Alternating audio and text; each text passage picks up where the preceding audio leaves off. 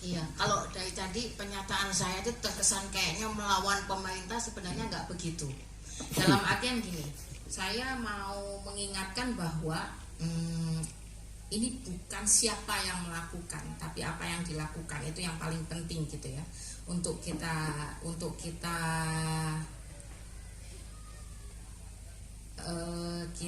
fokuskan gitu. Jadi gini, beberapa hari yang lalu saya itu lagi kumpul sama teman-teman Muhammadiyah gitu. Terus saya ditanya, karena hari ini juga salah satu alasan kenapa kita kumpul gitu. Jadi waktu itu mereka ngomongin soal ya ini dialog antar agama dan segala macam, karena mereka mengatakan bahwa hari ini salah satu problem negara kita itu kan adanya radikalisme dan segala macam gitu ya, adanya ideologi yang ingin mengganti bangsa, mengganti negara, mengganti dasar negara dan segala macam dengan satu bentuk tertentu aja gitu. Nah, saya sepakat bahwa itu adalah problem.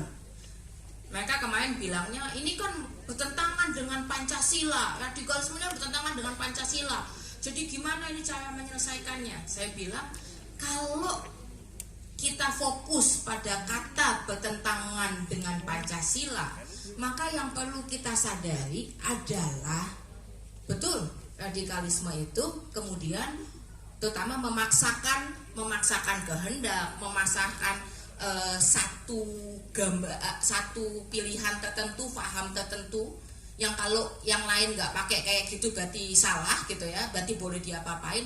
Itu tentu bertentangan dengan Pancasila. Tapi kita juga harus ingat kelompok-kelompok atau politik-politik yang kemudian hobi sekali bilang NKRI harga mati, Persatuan Indonesia, tapi nyata-nyata berbuat zolim pada rakyat, mengambil sumber daya rakyat, mengambil tanah rakyat, membuat hukum dan undang-undang yang jelas-jelas menyengsarakan rakyat. Mereka jelas bertentangan dengan Pancasila juga. Jadi kita harus sadar musuhnya ini siapa. Kita fokuskan di bagian bertentangan dengan Pancasila.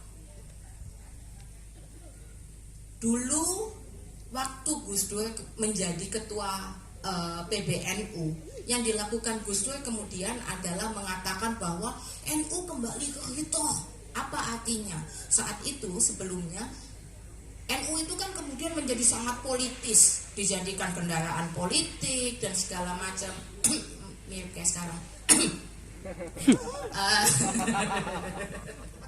Iyalah, masa saya ngelitik. Untung bicaranya agak batuk jadi begitu jelas. Iya.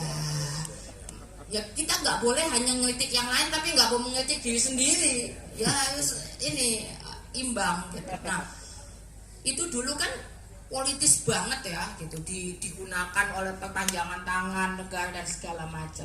Maka yang dikatakan oleh Gus Dur adalah kembali ke Hitoh, NU kembali menjadi organisasi masyarakat, melayani masyarakat. Apakah itu artinya sama sekali nggak boleh berpolitik? Bukan.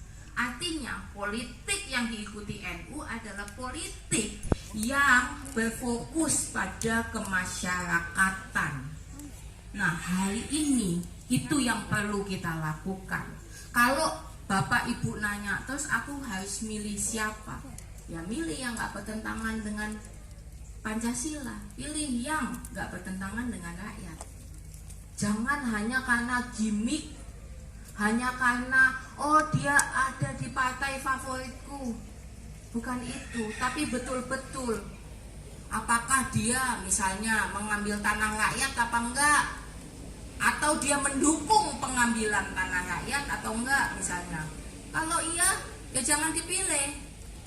Loh, kan bisa dipilih lah. Padahal jangan golput ya.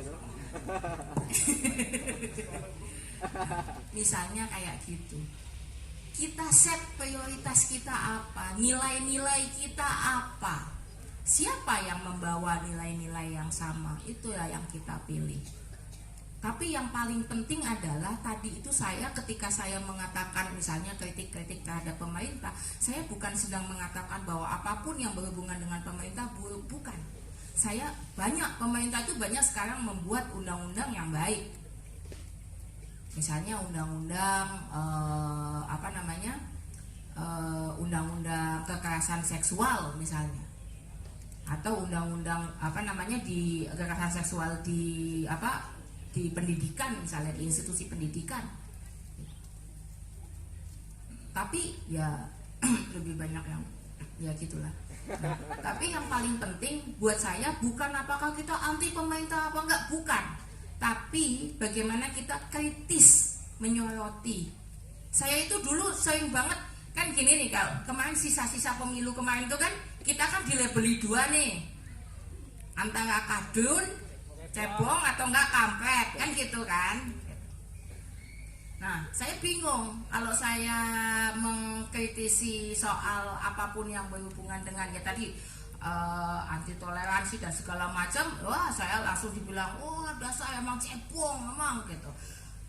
Terus tapi nanti kalau saya mengkritik pemerintah dibilang kampret, dibilang kadun gitu kan, kampret. Jadi saya ini apa? Cepet apa?